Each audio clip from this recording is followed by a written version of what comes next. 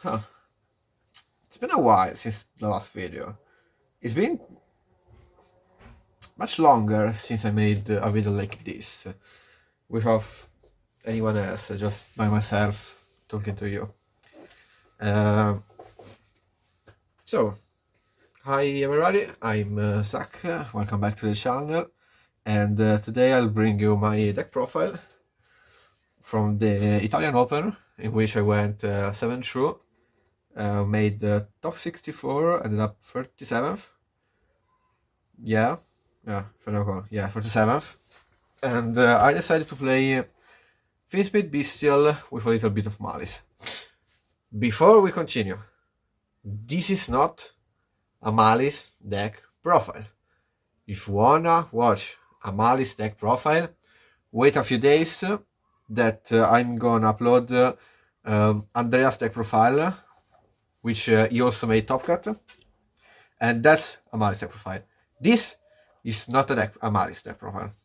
This is a Fiendsmith Bystial deck. Maliss is just there because why not? I might as well. So without further ado, big shout out to my teamcyberso, with which I basically play all these events and they make the day so much better, so much fun.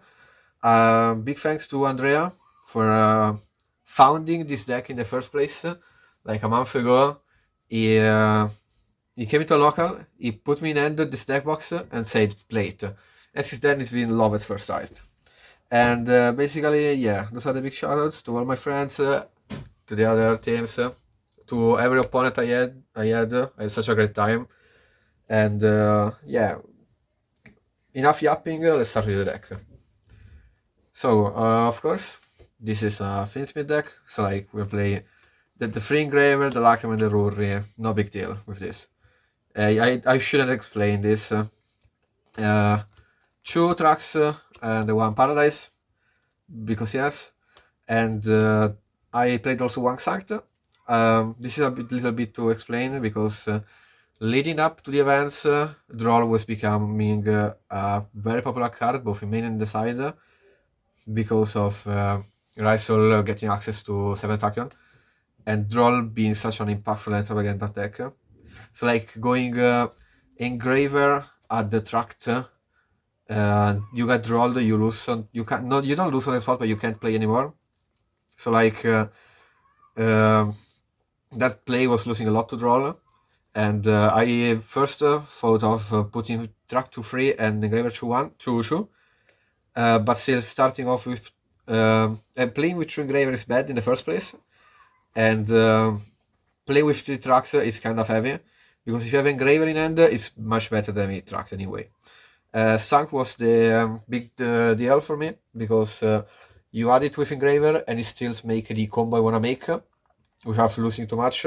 And if your opponent randomly forget in the grave, its effect is basically to set itself back when a Fiendsmith must destroy by a card effect of your opponents. That came up once or twice. Once against ryzeal, another time against Mitsurugi. So like, yeah, very good card, the card that saved my day, basically. Next up, for the Bystials, 3 Lubellium, 1 regained, 1 Magnamoth, expected, and 3 Druid, 3 Baldric. Kinda heavy on the Bystial, not too much. The first iteration of the list was playing even 3 Sarnier and 2 Lubellions.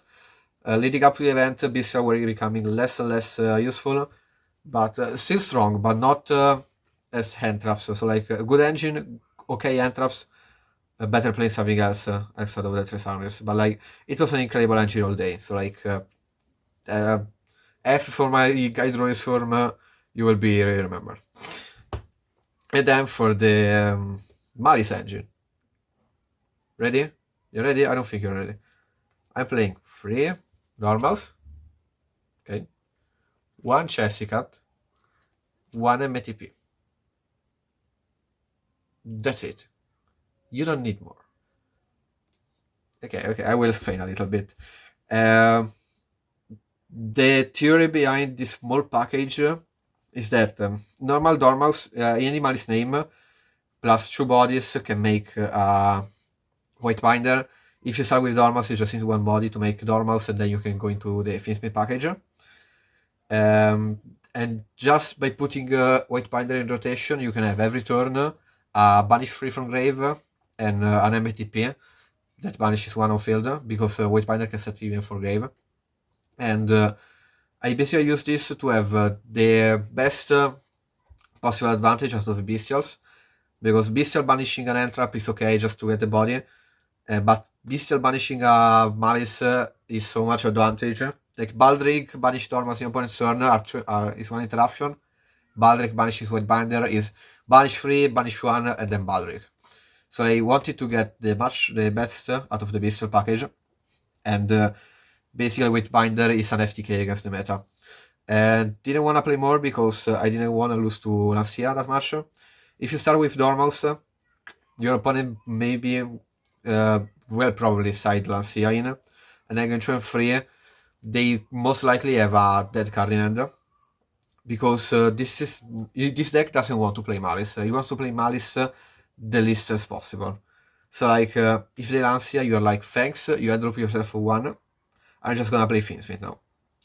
And the other iteration that was becoming popular was playing more starters with Field, Rabbit, and Colsark, but they all lose to Lancia. Starting with Dormouse, if you get Lancia, you still have a body, and you have an aiming rotation for a Bestial next turn. So like this was the best package I found to not lose to Lancia too much and still playing Maliss, because I think when I tested Fiendsmith Bystial, because it was a deck I liked, I kinda missed something from it, like a powerful play that wasn't Pydra, because I don't like Pydra. Okay, Pydra loses in this meta. Normal Pydra is not something that is good in this meta, I think. Normal Dormouse was so much good. It was so better. This was incredible. I can't say how much I like this package. Also, Chessie is better because White Rabbit by itself, White Rabbit plus Dormouse in hand are bad. Normal Chessie, banish Dormouse, draws through, and I still push up the body. So Chessie was better. In the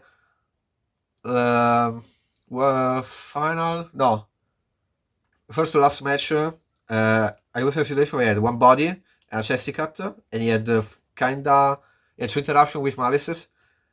No, only the Baldric, and I had MTP in hand. My holy play was Chessie banish MTP, draw 2, and draw 2 card help me 1. So like GG Chessie, you won a game.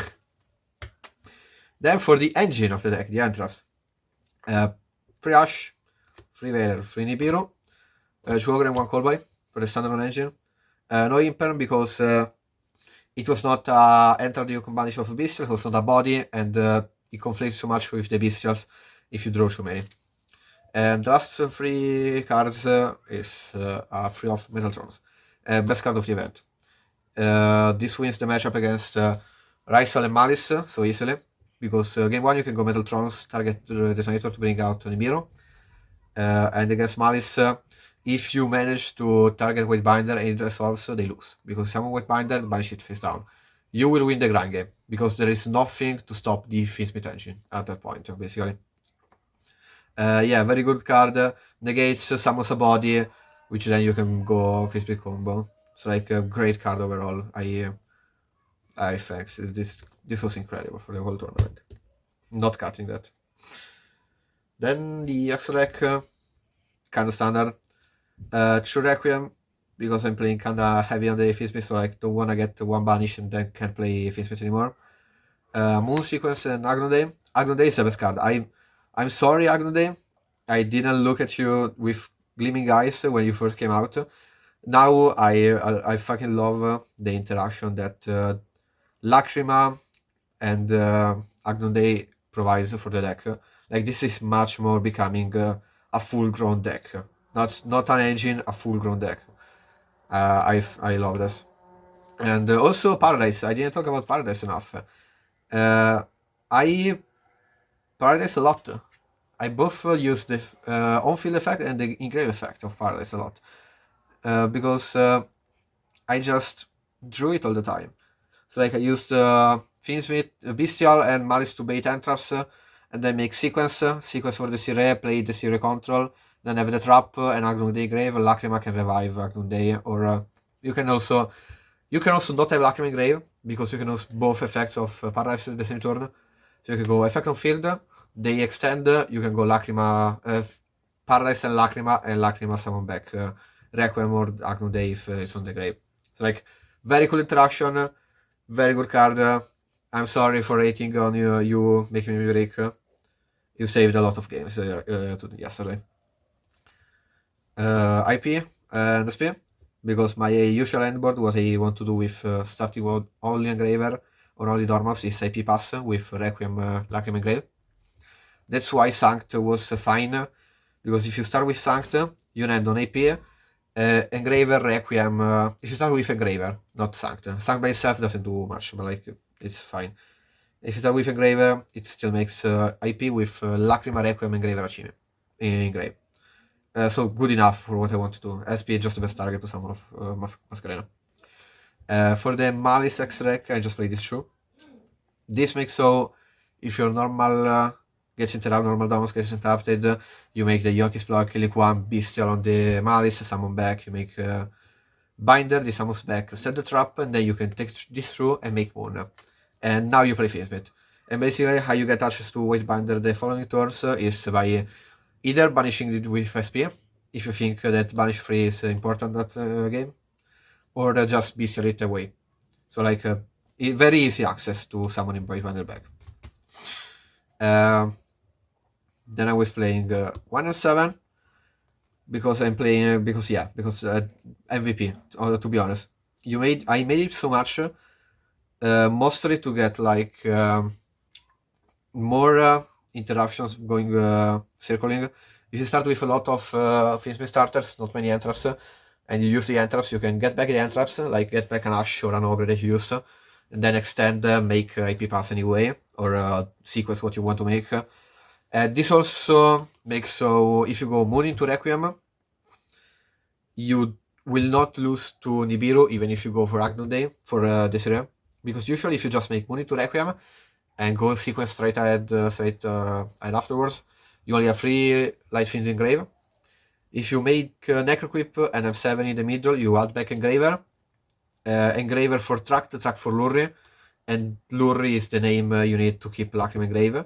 And that play basically doesn't lose to Nibiru, because if you get Nib, you still have Lacrima Requiem Engrave to send the Paradise and do the shenanigans. If you get Team Promo sequence, the same thing. If you get Nib on Desiree and sequence, you can still go Desiree and the Nibiru, so you had cut to one body, or just keep it next turn Lacrima summon back sequence.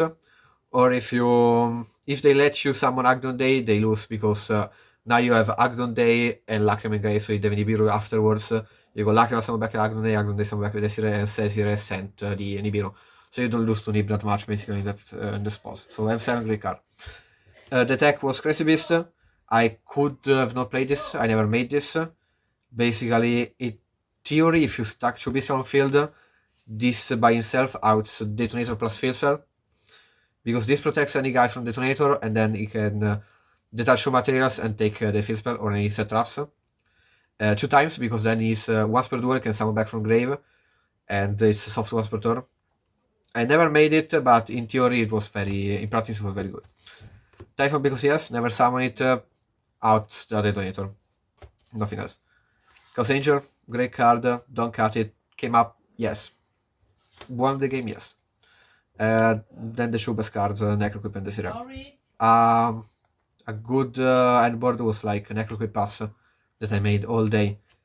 Because if you get Ashed on Imperm on Requiem or Lacrima, you go Necroquip and then you pass. Because usually you have enough entraps to stop your opponents, and by discarding anything, Necroquip draws 1. So it's a draw 1 every turn, so it's just more advantage for you to win. And Desiree is Desiree, it's not I don't need to explain how good Desiree is in the grind. And lastly, the side, nothing special. It wasn't so impactful. but like it was needed. So like 3 Fulos, 2 Maliss and 2 Purulia. Just to cover this, full you put against anything, you put against ryzeal, you put against Maliss, basically for side patterns. And just to draw even more hate towards Maliss, I played also 3 Phantasme. Basically the win con against Maliss, because I'm not playing LC, I'm not playing Droll. The theory behind the deck is that I don't want to stop you from playing. I want you to keep playing and stop you after you played. Or just beat the board, because then in the grind game I always win. And by putting this against Maliss, going second, the win con is to draw a bunch of this, draw either a bunch of Entraps or Metal Tronus, which are FTK against the deck. If you throw in Entraps at Maliss, you win. If you throw Metal Tronus and resolve on Waitwinder, you win. This is the theory. Phantasme even better because it's a body, shuffles back Paralyze because I always draw it, so great Omi Phantasme during the tournament. And lastly, one Duster, just because it was good in every matchup where I put it, like good against Blue Eyes, good against Maliss going second, good against ryzeal going second. There was the only Mermail was a bad matchup where to put Duster, but like I entered the tournament not expecting many Mermails. I was wrong, but I couldn't prepare for Mermail that much. I just went, I just braced myself if I went up against Mermail, to be honest. The deck was much more prepared to win every game, every round against Maliss, ryzeal, and Blue Eyes, which is what happened. Free Strike, just to have something good generic going first, because going first, usually I just take out the Metal Tronus. This was the best set double card, so like, fine, didn't came out that much. The one time I drew it, it got Duster, so F. And the last card was Detonator. I studied it in against one Requiem into ryzeal because they don't play that much Bystial, so you can. The only way for them to banish your Requiem is by call buying, which is a risk I was willing to take to put in. Because the fact is that Detonatronus is an auto detonator summoning Nibiru only if they don't have a duo drive near it, because duo drive makes detonator going up to 31. So Nibiru is not a legal target, but like putting also a detonator in makes your Metal Tronus much better, because Metal Tronus going second, summon banishing the detonator forever, and then if they make a detonator, which would happen, I can Metal Tronus for Nibiru, because at that point they don't have duo drive, because past turn 1, if duo drive doesn't resolve, they will never get to resolve duo drive. The theory behind this deck is that if you stop one way to stop duo drive, one way to stop detonator, and then the grind, they can't win the grind game, basically. That was the theory, that's what happened. If they drew the fear spell, they automatically win. Nothing to do about it, to be honest. So, 40 card decklist. I enjoyed everything. There is not a single card in this main deck that I didn't use all effects of. Because yeah, I trigger every single effect of this card. Aside of the usual ones, you'll be surprised that I also triggered sometimes Chessicat, Baldric to banish was clutch many times, Druid's End always incredible, Sancting Grave came up, I just didn't use the effect on Tracking Grave to fusion summon, but like Paradise use both effects, and then the rest is good stuff, basically. I'm very, very happy with how the decklist turned out. As far as matchups goes, I match up against 4 Malisses, 1 with Cash, 2 with Engraver, 1 with Fiendsmith, 1 Pure. I just lost to the Pure because he opened much better than me, and going second, I didn't open any Charmis. I opened too much Bystial and Paradise, and I couldn't get over it game 1. And game 2, I opened. The thing I go against Maliss with this, I made him go first and draw the outs. He went first, he passed, and I played into his hand traps, which were Bystials. If I just played Maliss during the day, I could have won that, but I didn't think enough. I didn't take my time to think of what he was, breaking off if he just passed going first. Then I lost to one mermaid because mermaid. There is much. Won game 1, lost game 2, game 3, one imper stops the sequence, and then I opened too many bestial, I opened all gas, so I couldn't even stop it. And then through ryzeals, easy wins, to be honest. I'm forgetting something. 4 through 6, I played against one Fiendsmith Bystial, which is a matchup that you win because you play Maliss, and I entered the tournament knowing that I could play the grind, the Fiendsmith grind better than anyone else, and that's what happened basically. If you get to a grind and I have Fiendsmith going on in rotation, I expect to win. And I forgot the last matchup. It was probably just another ryzeal or Maliss, but like yeah, I got what I expected, won what I could have won, lost when I needed to lose basically. Didn't lose, I felt good because I didn't lose any game that I could have won basically. Oh, perfect deck list. Shoutouts already made it. Like the video, subscribe to the channel. I can't speak English, oh my god, sorry. Share the video with whoever you like, and we'll see you next video, probably with Andrea and his topping list, and afterwards we'll start cooking with the new ban list. Bye guys.